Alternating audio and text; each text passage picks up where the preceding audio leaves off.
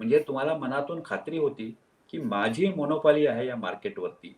सरकारला झुकायला लागेलच. म्हणजे तुमच्या 4 फ्लाइट्सवरून आता एकदम 1 आणि 2 फ्लाइट्सवर आलाय. नाऊ तुम्ही त्या क्रूला वापरू शकता. इंडस्ट्री स्टँडर्ड जो आहे, तो साधारण एका विमानामागे 17 ते 18 वैमानिक असतात. बर. इंडिगोचे फक्त एका विमानामागे 11 ते 12 वैमानिक आहेत. कंपनी पहिल्या दिवसापासून अशा पद्धतीनं लपवाछपवी करत होती. गेल्या 4 दिवसांपासून जेव्हा हा घोळ चालू होता, मला प्रश्न हा विचारायचा आहे, की पण सरकारला तर याची कल्पना असेल, की इंडिगोनं या नियमाची अंमलबजावणी करण्यासाठी पायलट्सची संख्या वाढवलेली आहे की नाही? तर कोर्टाने त्याच्यावर बरोबर प्रश्न विचारला, की जर तुम्ही म्हणताय, की पॅसेंजर सेफ्टीसाठी आहे आणि इतर देशांच्या नियमाप्रमाणे आहेत, तर तुम्हाला वेव्हर का हवंय? पण तुम्ही जेव्हा ते पत्र वाचाल, त्या सामान्य माणसाची कल्पना असं होईल, की गव्हर्नमेंटची काहीच चूक नाहीये, एअरलाईनची काहीच चूक नाहीये, मॅनेजमेंटची काहीच चूक नाहीये. हा सगळा जो घोळ घातलाय तो वैमानिकांनी घातलेला आहे. ह्याच्यात वैमानिकांचा रोल काहीच नाहीये, शून्य काहीच रोल आहे नाही. ह्याच्यामध्ये. बरोबर, बरोबर. नमस्कार, मी प्रशांत कदम. देशाच्या हवाई क्षेत्रामध्ये गेल्या 4 दिवसांपासून अभूतपूर्व अशा पद्धतीची अनागोंदी पाहायला मिळत होती. एक विमान कंपनी आपला मार्केट शेअर 2/3 आहे, या एका जोरावरती जणू प्रवाशांना वेठीस धरू पाहत होती आणि शेवटी जे झालेलं आहे त्याच्यामध्ये या एका कंपनीमुळे सरकारला सुद्धा झुकावं लागलं का? हा सुद्धा प्रश्न निर्माण होतोय. इंडिगो विमान कंपनीच्या जवळपास 1000 पेक्षा जास्त फ्लाइट्स 4 दिवसामध्ये कॅन्सल करण्याची वेळ आली आणि त्यामुळं दिल्ली, मुंबई, पुणे, बंगलोर अशा अनेक महत्त्वाच्या विमानतळावरती 12-12 तास लोकांना प्रतीक्षा करावी लागली. आणि आता जे झालेलं आहे त्याच्यामध्ये म्हणजे मुळात हा सगळा विषय जो आहे तो प्रवाशांच्या सुरक्षिततेसाठी आणि पायलटच्या सुरक्षिततेसाठी DGCAनं जे रूल्स काढलेले होते त्याच्या अंमलबजावणीचा होता. पण याच्यामध्ये शेवटपर्यंत या सगळ्याची व्यवस्थित अंमलबजावणी होऊ शकलेली नाहीये. तुमच्यापैकी अनेकांना दुर्दैवानं जर गेल्या 4 दिवसामध्ये प्रवास करावा लागला असेल, तर तुमचे काय हाल झाले असतील याची कल्पना आम्ही करू शकतो. तुमच्यापैकी काहींच्या नातेवाईकांच्यावरती ही वेळ आलेली असू शकेल. काहींना हा प्रवास कॅन्सल करण्याची सुद्धा वेळ आली असेल आणि म्हणून या सगळ्या गोंधळाच्या पाठीमागे नेमकं काय दडलेलं आहे? आपल्या हवाई वाहतूक क्षेत्राची ही अवस्था नेमकं काय दर्शवते? या सगळ्याबद्दल आपण थोडी व्यवस्थित सखोल चर्चा करणार आहोत आणि माझ्यासोबत आहेत कॅप्टन संजय कर्वे, जे महाराष्ट्र सरकारच्या वतीनं ज्यांनी वैमानिक म्हणून काम केलेलं आहे, हवाई क्षेत्राशी ते निगडीत आहेत. अर्थातच पायलट म्हणून त्यांचा जो अनुभव आहे, या अनुभवाच्या जोरावरती आत्ता जे घडतंय ते पायलटच्या दृष्टीनं काय आहे, हे ते सुद्धा खूप चांगल्या पद्धतीनं सांगू शकतील. सर, स्वागत आहे तुमचं या चर्चेमध्ये. आणि नमस्कार. नमस्कार. एकतर सगळ्यात पहिल्यांदा म्हणजे आत्ता जेव्हा हा निर्णय झालेला आहे, DGCAनं एक प्रकारे इंडिगोला सवलत दिलेली आहे. हे नवीन रूल जे आहेत, जे नवीन रोस्टर लागू करायचं होतं त्या संदर्भात. तर मुळात जर सुरक्षेचा मुद्दा आहे आणि जिथं 1 दिवसांच्या सुरक्षेची सुद्धा आपण म्हणजे त्याच्याशी खेळ करू शकत नाहीये, अशा वेळी हे एक्सटेन्शन देणं तुम्हाला योग्य वाटतं का? योग्य जरी नसलं तरी सध्याच्या घटनेला याला पर्याय नाही आहे. कारण आत्ता जर हा वेव्हर दिला नाही, तर हे जो काही गोंधळ सुरू आहे, तो हं. अजून महिनाभर सुरू राहील. बरं. 2024 साली DGCAने हा नियम काढला होता. आणखीन त्याच्यावरती सगळ्या एअरलाईन्स आणि DGCAमध्ये संवाद सुरू होता. आणि जो दिवस त्यांनी ठरवला होता, किती तारखेपासून अंमलबजावणी करावी, तो दरवेळेला पुढे ढकलला जात होता. आणि ते प्रत्येकाच्या सोयीचं होतं. DGCAचं म्हणणं होतं, "मी नियम काढलेला आहे. माझ्याकडून जे करायचं होतं ते मी केलेलं आहे." हं. एअरलाईन्स म्हणत होते, "आम्हाला ह्याच्यात हे मान्य नाही आहे. आम्ही चर्चा करत आहोत. चर्चा पूर्ण झाल्यावर आम्ही ठरवू." सुदैवाने म्हणा किंवा दुर्दैवाने म्हणा, दिल्ली हायकोर्टाने अत्यंत स्पष्टपणे सांगितलं, की हा खेळ खूप झाला. तुम्हाला आता ह्याची अंमलबजावणी करायलाच पाहिजे. 2 स्टेजमध्ये करा, पण करायलाच पाहिजे आणि 1 December was the final cutout date. Okay. हे कोणीही एक्स्पेक्ट केलेलं नव्हतं. DGCAने पण एक्स्पेक्ट केलं नव्हतं किंवा इंडिगोने पण एक्स्पेक्ट केलं नव्हतं. कारण काही वर्षापूर्वी ज्या DGCAने FDTLवर कार काढला होता आणि लोकं कोर्टात गेले ते, जेव्हा DGCAने त्याच्यावर स्टे आणला तेव्हा. So the court had stood ground with the airline and DGCA आणि त्यांनी तो खटला निकाली काढला होता. त्यामुळे यावेळेला सुद्धा एअरलाईन्स आणि यांना सगळ्यांना खात्री होती की कोर्ट आपल्या बाजूनीच निर्णय देईल. अच्छा. आता जे बर. इंडिगो सांगत आहे की मला वेळच मिळालेला नाही हे इम्प्लिमेंट करायला. आता जानेवारी 2024 ते 1 डिसेंबर 2025 म्हणजे 23 महिने 23 महिने, जवळपास 2 वर्ष. तुम्हाला जवळपास 2 वर्ष होती आणि तुम्ही त्या दृष्टीने प्रयत्न सुद्धा केलेला नाही. म्हणजे तुम्हाला मनातून खात्री होती की माझी मोनोपॉली आहे या मार्केटवरती. सरकारला झुकायला लागेलच आज नाही तर उद्या. आणि जे प्रत्यक्षात आलेलं आहे 10 फेब्रुवारीपर्यंत त्यांना मुदतवाढ दिलेली आहे. यात हे जे गमती फ्लाइट ड्युटी टाइम लिमिटेशन आहे, मुळात हं. कुठले कुठले नियम बदलण्यात आलेले होते आणि ते प्रवाशांच्या आणि पायलटच्या एकूण सुरक्षिततेच्या दृष्टीने किती महत्वाचे होते, त्याच्याबद्दल जरा थोडी माहिती प्रेक्षकांसाठी. ओके. ज्याप्रमाणे वाहन चालक ट्रेनमध्ये असो किंवा बसमध्ये असो 8 तासाची ड्युटी करतात आणि त्याच्यानंतर ड्युटी बदलते. म्हणजे महाराष्ट्रातल्या लोकांना जर सांगायचं तर मुंबई पुणे शिवनेरीचा जो ड्रायव्हर असतो हो. तो एक रिटर्न ट्रिप करतो. मुंबई पुणे पुणे मुंबई किंवा पुणे मुंबई मुंबई पुणे आणि त्याच्यानंतर त्याची ड्युटी संपते. अर्थात विमान प्रवास आणि याच्यात एक फरक आहे. ती शिवनेरी जर घाटात अडकली आणि 4 तासाचे 5 तास झाले तर ते बदली वाहन ड्रायव्हर येऊ रस्त्यात शकतो. सोडून जात नाही. तो तरी शेवटपर्यंत जातो. बरोबर. 1947 ते 49च्या दरम्यान आयकॉच्या निदर्शनास आलं की वैमानिकांसाठी आणि प्रवाशांच्या सेफ्टीसाठी काहीच नियम नाही आहेत. त्यामुळे त्यांनी ॲनेक्शर 6 पार्ट 1 असं प्रकाशित केलं की त्याच्यामध्ये operation of scheduled air transport, international air transport या विषयावर त्यांनी चर्चा केली आणि सांगितले की हे बेसिक नियम जेवढे सिग्नेटरीज आहेत आयकॉला त्यांनी हम्म. पाळले पाहिजेत. प्रवाशांची सुरक्षितता आणि क्रूचं फटीग ह्या सगळ्या गोष्टी लक्षात घेऊन. आणि हे प्रकार प्रत्येक देशाने सुरू केलं. 1992 पासून डीजीसीएने सुद्धा ते सिरियसली घेतलं. एक काळ आला पण 1992 पासून जवळजवळ 20 ते 25 वर्ष आपण जुनंच रेग्युलेशन फॉलो करत होतो. जुन्या ह्याच्याप्रमाणे आठवड्यातून वैमानिकाला 1 दिवस म्हणजे 24 तास ऑफ देणं अनिवार्य होतं. रोज 10 तासाचा फ्लाईट. रात्री तुम्ही म्हणजे 12 ते 5 मध्यरात्री ते सकाळी पहाटे 5 पर्यंत तुम्ही 5 लँडिंग करू शकत होता. बर. आणि एक त्याच्यावरती वैमानिक. निर्बंध हो त्याच्यावरती एक वैमानिक त्याच्यावरती निर्बंध नव्हता. मेन इश्यू आता काय झालाय डीजीसीएने सांगितलंय की आमची जी रात्र आहे ती 12 ते 5 नाही, ती मध्यरात्र 12 ते पहाटे 6 पर्यंतच राहणार. म्हणजे 1 ओके. तास त्यांनी वाढवला आणि हा तास वाढवून त्यांनी लँडिंग 6 वरून 2 वरती आणले. त्यांनी सांगितलं 2 बर. पेक्षा जास्त लँडिंग करता येणार नाही. येणार नाही. आणि 2 लागोपाठच्या रात्रीनंतर तिसऱ्या रात्री तुम्ही त्या वैमानिकाला रात्री उड्डाणासाठी वापरू शकत नाही. आणि बर. 24 तासाचा जो रेस्ट होता तो त्यांनी 48 तास केला. ओके. हे सगळं केल्याबरोबर सगळं वेळापत्रक कोलमडलं. कारण तुमचा पूर्ण 1 दिवस जो वैमानिक उपलब्ध असतो तो निघून गेला. रात्रीचे 3 लँडिंग्स तुमचे निघून गेले.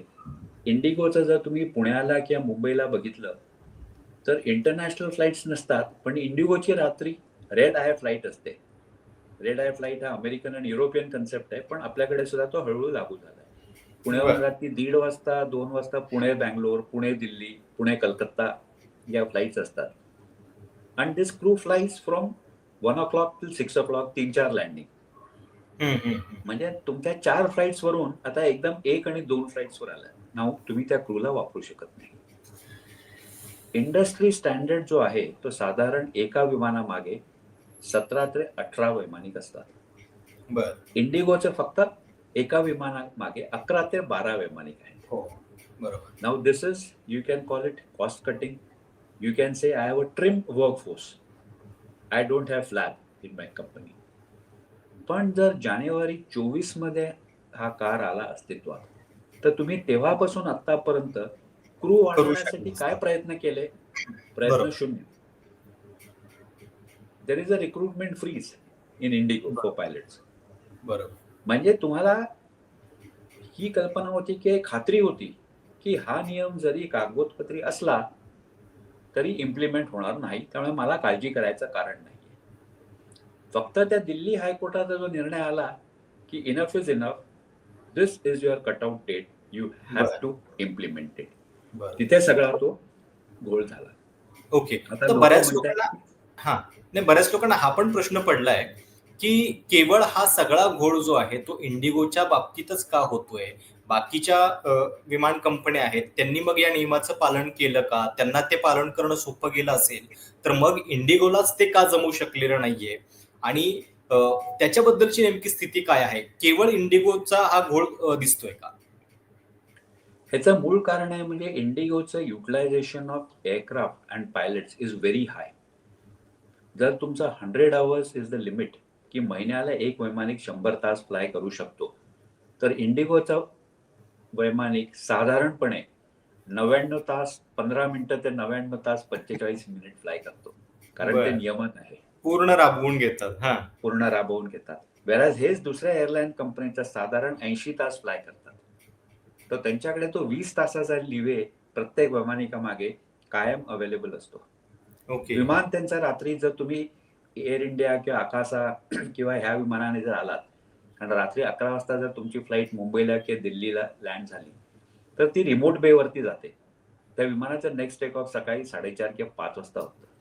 बर इंडिगोचं रिमोट बेवर जात नाही. इंडिगोचं ते विमान रात्री सुद्धा उडत असतं. ओके. त्यांचं maximum utilisation of crew is there. आणि त्यामुळे आता जेव्हा क्रू कमी, आता ते म्हणतात आमच्याकडे क्रू नाहीये. क्रू आहे, पण क्रू कमी का झाला? कारण क्रूची अवेलेबिलिटी कमी झाली. बरोबर. जो क्रू नियम तुम्ही तसे 12 बनवले तास, गेलेले आहेत की तुम्हाला 12 आणि विश्रांती 14 द्यावी तास वापरत लागेल. होता, हा बरोबर. या 6 दिवस वापरत होता, तो आता 10 तास आणि 5 दिवसावर आला. बरोबर. तिथे त्यांचा क्रू मग कमी पडला आणि तुम्ही रिक्रुटमेंट केलेली नाहीये. हम्म. तर हा घोळ होणारच. हे केव्हा तरी होणार हे अपेक्षित होतं. फक्त ओके. एवढ्या लवकर होईल याची कुणाला कल्पना नव्हती. आणि पूर्वीप्रमाणे इंडिगोला वाटलं की हे पण आता तगून जाईल, प्रकरण कोर्टात आहे, याच्यावर काही निर्णय लागणार नाही, 3-4 वर्ष बर. निघून जातील, पुढचं पुढे बघू आपण. म्हणजे हम्म. एवढं Delhi high court will take it so seriously, हे कुणाच्याच कल्पनेमध्ये नव्हतं. बरोबर. म्हणजे तो सर तिथे अजून एक सक्सेस मुद्दा झाला. म्हणजे या निमित्तानं बरेच लोक याची पण चर्चा करतायत की आपल्या हवाई क्षेत्रामध्ये सगळी ताकद जी आहे ती केवळ 2 कंपन्यांच्या हातामध्ये एकवटलेली आहे, ज्याला डिओपॉली म्हटलं जातं. म्हणजे आता इंडिगोचा मार्केट शेअर तुम्ही सांगितला जवळपास 65% आसपास आहे. बरोबर. त्याच्यानंतर जी दुसरी कंपनी आहे एअर इंडिया, तिचा साधारणपणे 26% आसपास आहे. म्हणजे एवढा फरक पहिल्या आणि दुसऱ्या कंपनीमध्ये आहे. आणि 2/3 जर मार्केट शेअर केवळ एक कंपनी हँडल करते किंवा त्याच्यावरती वर्चस्व आहे त्यांचं, तर कॉम्पिटिशन नावाचा मुद्दा नाहीये, म्हणजे तो गायब होतोय. त्याच्यामुळं पण अशा पद्धतीची मुजुरी करण्याची संधी या कंपनीला मिळाली का. आपल्याकडं काही वर्षांपूर्वीपर्यंत अनेक कंपन्या होत्या, 8-12 जवळपास होत्या, मग नंतर त्यांचं काय झालं, हा पण मुद्दा याच्यात उपस्थित होतो. जर तुम्ही 10 किंवा 15 वर्षापूर्वी जर मागे गेलात, एअर इंडिया होती, किंगफिशर होतं, जेट एअरवेज, जेट नव्हती. गो एअर, एअर हो येस. डेक्कन. हो. ह्यातलं Air Deccan was specifically the first low cost carrier or no low frills cost carrier. Carrier. Yes. Air Deccan was the first one which started that computerise normal एक पाणी ticket किंवा boarding, म्हणजे instead of that आपल्याला जी आता जी सवय आहे सगळ्यांना, तो सुरुवात बरोबर. त्याची एअर डेक्कनने केली. बरोबर. हो, हो. पण 5-5, 6-6 एअरलाईन्स होत्या आणि प्रत्येकाचा मार्केट शेअर जवळपास सेम होता. Air India initially had a monopoly on आंतरराष्ट्रीय प्रवासावरती, पण जेट एअरवेजनी नंतर तो पण मोडून काढला.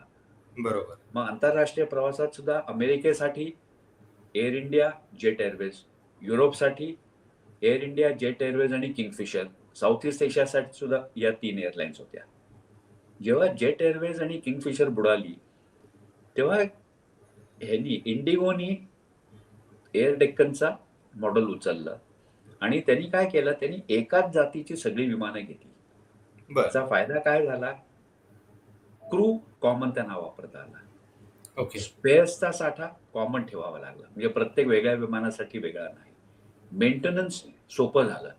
तुम्ही कुठलाही इंजिनियर कुठल्याही विमानावर वापरू शकता. आज तुम्ही जर आता एअर इंडियाकडे बघितलं तर त्यांच्याकडे 777 ER, 777-200 LR, 787-800, 787-900, A319, A320, A321, A350 अशी वेगवेगळ्या जातीची विमानं आहेत. त्यामुळे प्रत्येक जातीसाठी तुम्हाला वेगळे स्पेअर्स, वेगळे स्टोर्स, वेगळे इंजिनियर्स, वेगळे वैमानिक यांची गरज आहे. जो इंडिगोनी एकच विमान एअरबस सिरीजचं 320 सिरीज घ्यायचं ठरवलं. म्हणजे तो व्यावसायिकतेच्या दृष्टीने अत्यंत चांगलं होतं. पण त्यांनी जो हळूहळू मार्केट शेअर काबीज केला की आज 65% आहे, तर डिओपॉली सोडा, त्यांची इफेक्टिव्हली देशांतर्गत मोनोपॉली झालेली मोनोपॉलीच आहे. बरोबर. आणि त्यामुळे त्यांना तो आत्मविश्वास होता की आपण जे म्हणू की पूर्व दिशा, की मी जे सांगणार ते होणारच, कारण आपल्या देशांतर्गत जो प्रवास आहे तो सगळा माझ्या भरोशावर सुरू आहे आणि हा त्याचा परिणाम आहे. म्हणजे त्यांना खात्री होती की सरकारला किंवा DGCAला शेवटी नमावं लागेल, फक्त प्रवाशांचा एवढा उद्रेक होईल ह्याची कल्पना मात्र कोणी केली नव्हती. बरोबर. आता लोक म्हणतात की मुद्दामून त्यांनी केलं की वेवर मिळावं, तर तसं मला वाटत नाही. कारण 1 डिसेंबरला तुम्ही जर बघितलं तर त्याचा शेअर प्राइस जवळजवळ ₹5,900 होता, 5,950 ओके. इंडिगोचा. तो आजच्या घटकेला 5,350 वर आलाय. म्हणजे 5-6 दिवसात ₹600 कमी झालेला आहे. बरोबर. कुठलीही कंपनी आपल्या शेअर प्राइस मध्ये एवढी घसरण झालेली आवडणार नाही आणि चालणार पण नाही. बरोबर. कारण तुमचा इन्व्हेस्टरचा जर कॉन्फिडन्स गेला तर नुसतंच डोमेस्टिक नाही तर फॉरेन इन्व्हेस्टर्स पण इन्व्हॉल्ड आहेत. म्हणजे तुमचं नाव तर एक कंपनीचं बदनाम होतच आहे, पण people may pull out your investment. फक्त त्यांचा जो दुरविश्वास होता की ह्याचं काहीच पुढे होणार नाही, प्रवासी शांत बसतील, 2 दिवस हल्ला होईल, government will not react, DGCA will not react, वेवर मिळेल आणि जसं आहे तसंच पुढे सुरू राहील. दुर्दैवाने लग्नाचा सीझन, क्रिसमस येतो आहे, नाताळ येतो आहे, म्हणजे टायमिंग चुकलं. आणि कोर्टाने पण हे जर 1 जानेवारी जरी सांगितलं असतं किंवा 1 फेब्रुवारी तरी एवढा घोळ झाला नसता. 1 डिसेंबर सांगितल्यामुळे सगळ्या गोष्टी. आणि दुसरं काय झालं, त्यांनी जर सुरुवातीलाच मान्य केलं असतं की आमचा अंदाज चुकला, की आम्हाला वाटलं आम्हाला वेवर मिळेल, त्यामुळे आम्ही डिले केलं क्रू इंडक्शन, त्यामुळे हा घोळ झाला. त्यांनी सुरुवातीला काय डिक्लेअर केलं की नाही, एअरबस कंपनीने जे मॉडिफिकेशन सांगितले ते करण्यामुळे आमचे विमानं भूमिस्थ होती. त्याला लोकांनी सांगितलं, अहो तुम्ही शनिवारी दुपारी मागच्या डिक्लेअर केलं होतं की आमची सगळी विमानं मॉडिफिकेशन पूर्ण करून उड्डाणास तयार आहेत. त्यांच्या लक्षात आलं की हा आपला वार चुकला. दुसरं स्टेटमेंट त्यांनी लगेच काय काढलं, नाही उत्तर भारतात धुकं आहे त्यामुळे विमानं अडकलेली आहेत.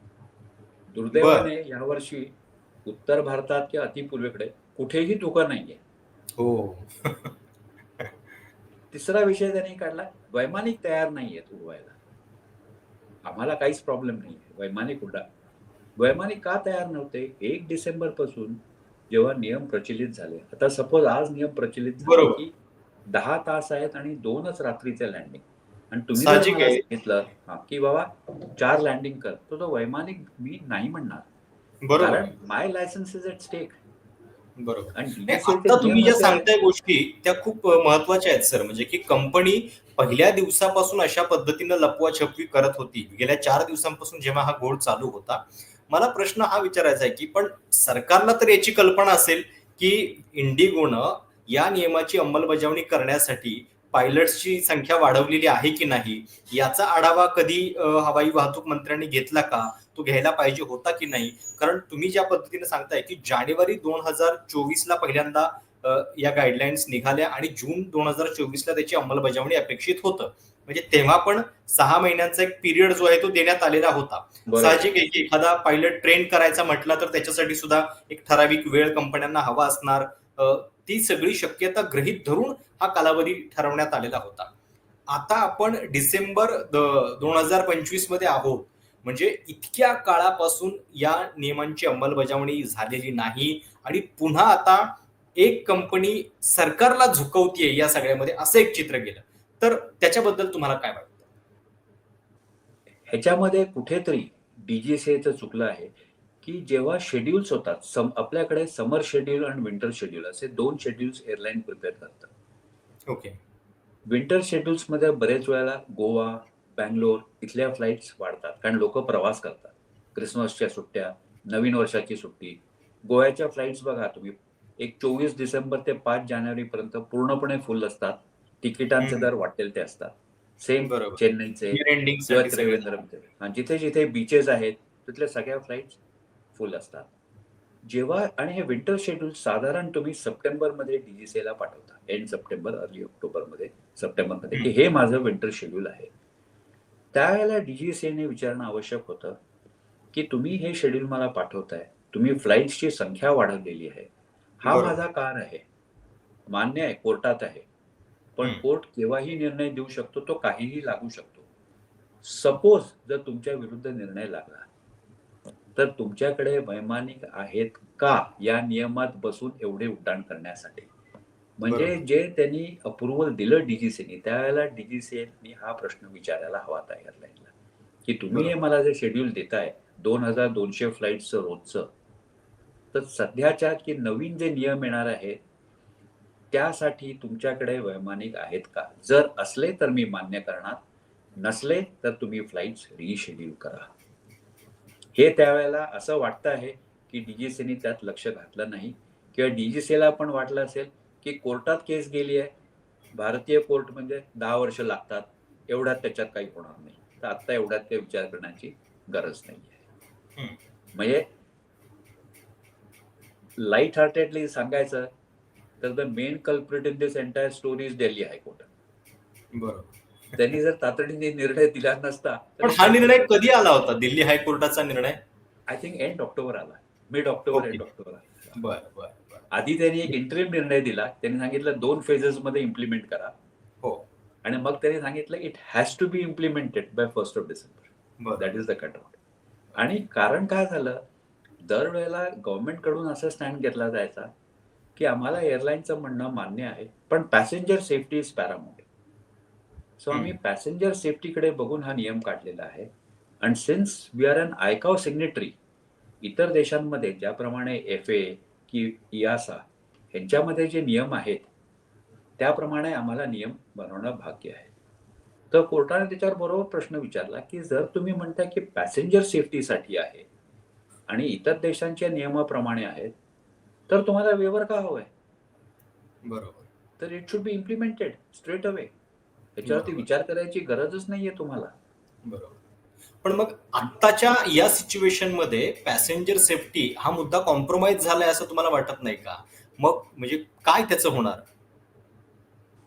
आता हा अत्यंत काय म्हणायचं, पॉलिटिकली इनकरेक्ट क्वेश्चन आहे, कारण की याचं म्हणजे उत्तर हो पण आहे आणि नाही पण आहे. नाही एवढ्यासाठी की गेले 23 महिने असं सुरू आहे. आणि हो एवढ्यासाठी की सेफ्टीवरून बनवलेला नियम जर तुम्ही त्याला वेवर देताय 2 महिन्यासाठी, 3 महिन्यासाठी, बरोबर. मग ते रेग्युलेशन काढायला अर्थ काय? याचा earth it is not so serious. But stress Indian aviation मध्ये वाढायला लागलेला आहे. गेल्या वर्षभरात आपले 2 यंग वैमानिक कार्डियाक अरेस्टनी गेलेले आहेत, तिशीतले. एक नागपूरला तुम्हाला आठवत असेल, विमानाच्या बाहेर बोर्डिंग ह्याच्यावरती होता, एरोब्रिज वरती होता. तिथेला कार्डियाक अरेस्ट आला. आय थिंक इंडिगोचाच होता. आणि एक वैमानिक कॉकपिट मधून बाहेर पडताना त्याला कार्डियाक अरेस्ट आला. आणि दोघंही वैमानिक तिशीतले होते. आणि त्यांना नंतर त्यांनी बघितलं की it was stress, over working, irregular timings.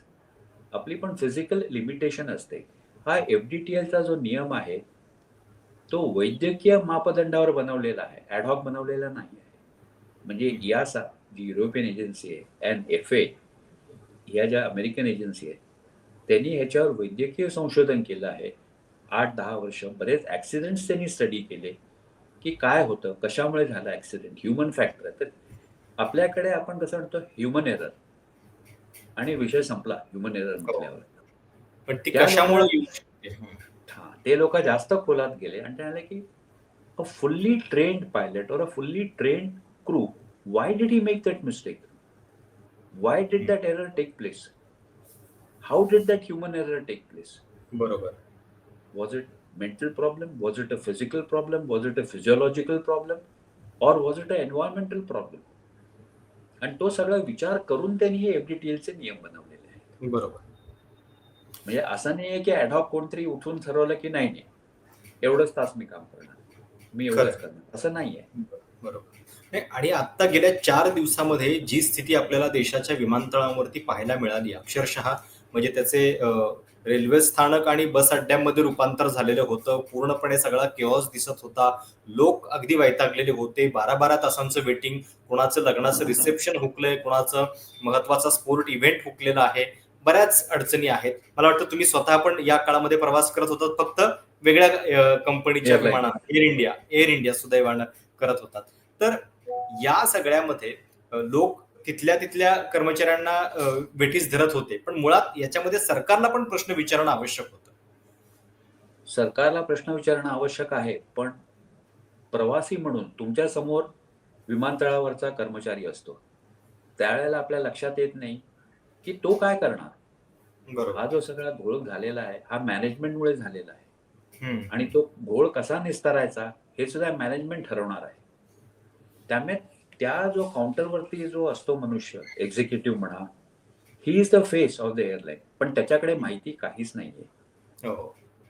त्याला तुम्ही क्रायसिस मॅनेजमेंट शिकवलं पाहिजे की ट्रेन केलं पाहिजे की बाबा अशा परिस्थितीत तुम्ही काय करायला पाहिजे. बरेच वेळा काय होतं, प्रवाशांना जर तुम्ही करेक्ट फीडबॅक दिला तरी प्रवासी शांत होतात. इथे दुर्दैवाने परिस्थिती काय होती, त्यांनाच माहीत नव्हतं बरोबर. की कुठलं विमान येणार आहे, कुठलं जाणार आहे, काय होणार आहे, तर ते काय उत्तर देणार. बरं, ते बरोबर. उत्तर देत नाही म्हटल्यावर प्रवासी अजून वैतागत होते आणि तो सगळा राग त्यांच्यावर निघत होता. बरोबर. आता त्यांच्यावर राग निघाल्यावर साहजिक आहे, तो जो तरुण मुलगा किंवा मुलगी, ते सगळे विशीतली मुलं असतात ती, तर ते असंच विचार करणार, माझी याच्यात चूक काय आहे. हो. कोणीतरी वरती दिल्लीत हेडक्वार्टरमध्ये बसून घोळ घातला, बरोबर. त्यांनी विचार केला नाही और त्यांचा चुकीचा निर्णय झाला. मी का म्हणून लोकांचं उद्रेक सहन करू, माझी बरोबर. काही चूक नसताना. हम्म. म्हणजे दुर्दैवाचा या सगळ्याच्यात भाग हा आहे की इंडिगोचं मॅनेजमेंट कुठेच पब्लिकला रिस्पॉन्सिबल नाहीये. त्यांनी कुठेच पब्लिकचा उद्रेक घेतलेला नाही. हा कोणी केला, विमानतळावरच्या स्टाफनी, ज्याचा हो. ऍक्च्युली त्याशी काहीच संबंध नाहीये. म्हणजे सर्वात जो निर्दोष व्यक्ती आहेत हो. त्यांना सर्वात जास्त भोगायला आणि पडलेलं आहे. आता म्हणजे सुद्धा पॅसेंजर्स सोडून. डीजीसीएचं जे पत्रक आलेलं आहे त्याच्यामध्ये वन टाइम एक्झम्पशन इंडिगोला त्यांनी दिलेलं आहे या सगळ्या प्रकारामध्ये. म्हणजे वन टाइम एक्झम्पशन म्हणजे काय, आता 4 दिवस जो त्रास सगळा सहन करावा लागला सगळ्या प्रवाशांना, त्याची शिक्षा म्हणजे कुणाला नेमकी होणार आहे, काय आहे याच्यामध्ये? ते आता गुलदस्त्यात आहे. आणि वन टाइम एक्झम्पशन म्हणजे सध्या असं धरायचं की 10 फेब्रुवारी नंतर आम्ही तुम्हाला वेव्हर देणार नाही. हम्म. जे हे वेव्हर दिलेलं आहे ते फक्त आम्ही तुम्हाला 10 फेब्रुवारी पर्यंत देणार आहोत. बर. आता एक डीजीचं पत्र पण सर्क्युलेट झालंय, डायरेक्टर जनरल डीजीसीएचं. त्या पत्राचा जर तुम्ही टोन बघितला तर त्यांनी त्यात असं म्हटलंय की pilot union, airline pilot association आणि पायलट्सना विनंती आहे की तुम्ही विनंती, मॅनेजमेंटशी सहकार्य करा, कारण लोकांचे अपील हाल करते. होत आहेत. अपील केलेलं आहे. पण तुम्ही जेव्हा ते पत्र वाचाल त्या सामान्य माणसाची कल्पना असं होईल की गव्हर्नमेंटची काहीच चूक नाहीये, एअरलाईनची काहीच चूक नाहीये, मॅनेजमेंटची काहीच चूक नाहीये. हा सगळा जो घोळ घातलाय तो वैमानिकांनी घातलेला आहे. ह्याच्यात वैमानिकांचा रोल काहीच नाहीये, शून्य काहीच रोल आहे नाही. ह्याच्यामध्ये. बरोबर. बरोबर. पण ते पत्र अशा पद्धतीने त्यांनी बनवलेलं आहे की असं वाटतं की सगळा घोळ हा वैमानिकांमुळे झालेला आहे. खरंय. आपल्याकडे काय झालंय, काही झालं की वैमानिक हा दोषी. विमान खरंय. अपघात झाला, वैमानिक. मी आता तोच विमान प्रश्न डिले विचारणार झालं, होतो की मुळात वैमानिक. हे सगळे रूल्स जे आहेत ते सेफ्टीसाठी बनवण्यात आलेले आहेत, आणि या सेफ्टीच्या मुद्द्यावरून गेल्या 4 दिवसांपासून असा अभूतपूर्व गोंधळ आपल्या विमानतळावरती पाहायला मिळाला. जून महिन्यामध्ये आपण अहमदाबाद विमान दुर्घटनेबद्दल बोलत होतो, त्याचं आता नेमकं काय झालेलं आहे याच्याबद्दल कोणी चर्चा करत नाहीये. तर या अपघाताची आणि आत्ताच्या या सगळ्या सिच्युएशनची तुम्ही काय नेमकी कशा पद्धतीनं हे कराल तुलना? हा आय थिंक मनुष्य स्वभाव आहे. आपण विसरून जातो. कितीही गोष्ट वाईट असो, चांगली असो, आपण महिन्याभराने 2 महिन्यांनी ती गोष्ट विसरून जातो. जोपर्यंत दुसरी किंवा तिसरी घटना तशी होत नाही, हम्म. तोपर्यंत आपण त्या गोष्टी विसरून जातो. आता जो फ्लाइट ड्युटी टाइम लिमिट आहे, ह्याच्यावरून एक आठवलं म्हणून सांगतो. 10 तासाचा फ्लाइट ड्युटी टाइम लिमिट आहे क्रूचा. बरेच वेळा आपण पेपरमध्ये वाचतो, वैमानिक विमान मध्येच सोडून निघून गेला आणि सगळे लोक, वर्तमानपत्र, मीडिया, एअरलाईन सगळे त्या वैमानिकाच्या नावाने शंका करतात. होतं हो. काय, 10 तासाचं जर लिमिट आहे, सकाळी त्यांनी 6 ला फ्लाय करायला सुरू केलेलं आहे. म्हणजे त्याचं FDTL सकाळी 5:30 ला सुरू झालं आहे. 5:30 ला सुरू झालंय म्हणजे 3:30 वाजता his duty should get over. तर फ्लाइट्स त्याप्रमाणे ते अरेंज करतात की his landing will be at 3 o'clock. आता मुंबई, दिल्ली, बँगलोर यासारख्या विमानतळावर तुम्हाला बरेच वेळेला टॅक्सी होल्डिंगमध्ये अर्धा तास, पाऊण तास हो. जातो. बरोबर. विमान डिले होतं. त्याचं ड्युटी लिमिट शेवटच्या फ्लाईटच्या आधीच संपलंय डिलेजमुळे. खरं. आता बरोबर. जर त्यांनी फ्लाय केलं, तर जेव्हा क्वार्टरली ऑडिट्स होतात, तेव्हा DGचे त्याला प्रश्न विचारतात. तुला माहिती होतं FDTL एक्सीड होतंय? हो. मग तू फ्लाय कसं केलं? That means you put the passenger at risk. बरोबर. नाउ बिकॉज यू दोन्ही बाजूंनी तलवार पायलटच्या डोक्यावर. की his licence get suspended. Hmm. Why should he take that risk? बरोबर. So safety is a twin edge sword. Hmm. तुम्ही कुठल्याही बाजूनी ती तलवार चालवा, ती लागणार तर आहे तुम्हाला. दुर्दैवाने प्रवासी याच्यात भरडला जातो आहे. आणखीन याच्यात एक महत्वाची बाब अशी आहे की बरेच वेळेला, आता तुम्ही इंडिगोचं जर तिकीट काढलेलं आहे, म्हणजे पूर्वी हा एकदा घोळ झाला होता की मी एखाद्या ट्रॅव्हल एजन्सीकडून इंडिगोचं तिकीट काढलंय आणि नंतर मी ते तिकीट कॅन्सल केलंय. आणि आय हॅव ब्रॉट कॅन्सलेबल तिकीट, म्हणजे फ्लेक्सिबल तिकीट. ट्रॅव्हल एजन्सी सांगते, जोपर्यंत मला इंडिगोकडून पैसे येत नाही, तोपर्यंत मी तुमचे पैसे परत करणार नाही. हो. इंडिगोला कॉन्टॅक्ट केलं तर सांगतात, नाही नाही, तुमचा माझा संबंध नाहीये. I am dealing with the travel agency. Let the travel agency talk to me. This is a very tricky scenario. बरोबर. बरोबर.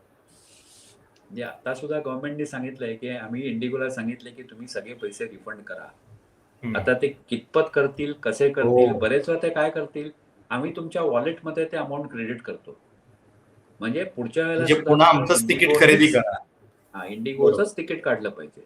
बरोबर. आणि त्यात सुद्धा असं आहे की इंडिगोचं जर तिकीट काढलं पाहिजे, मी जर म्हटलं मी जात नाही, माझा नातेवाईक जाईल त्या पैशाने, तर सांगतील नाही, ते नाही चालणार. तुम्हीच मग प्रवास त्याची करायला पण पाहिजे. काहीतरी व्हॅलिडिटी असेल त्या वॉलेटची. त्याची पण व्हॅलिडिटी असते आणि तुम्हीच प्रवास करायला पाहिजे. बरोबर. म्हणजे त्याचे सर, टर्म्स अँड कंडिशन्स भरपूर आहेत. बरोबर. सर, खूप खूप धन्यवाद या सगळ्या चर्चेबद्दल. आणि जो सगळा हा गोंधळ आपल्या विमानतळावरती गेल्या 4 दिवसापासून पाहायला मिळाला, त्याच्या पाठीमागं नेमकी काय कारणं आहेत, आपल्या हवाई क्षेत्राची सध्याची स्थिती काय आहे, हे सुरक्षा नियम नेमके कशासाठी आहेत, त्याच्या पाठीमागं काय आहे, हे सगळं अतिशय सविस्तरपणे सोप्या शब्दामध्ये तुम्ही समजावून सांगितलं. त्याबद्दल खूप खूप आभार. प्रेक्षक म्हणून तुम्हाला हा सगळा व्हिडिओ, ही मुलाखत कशी वाटली, त्याच्याबद्दल तुमच्या सगळ्या सूचना, प्रतिक्रियांचं स्वागत आहे. चॅनल सबस्क्राईब करायला विसरू नका. धन्यवाद. धन्यवाद.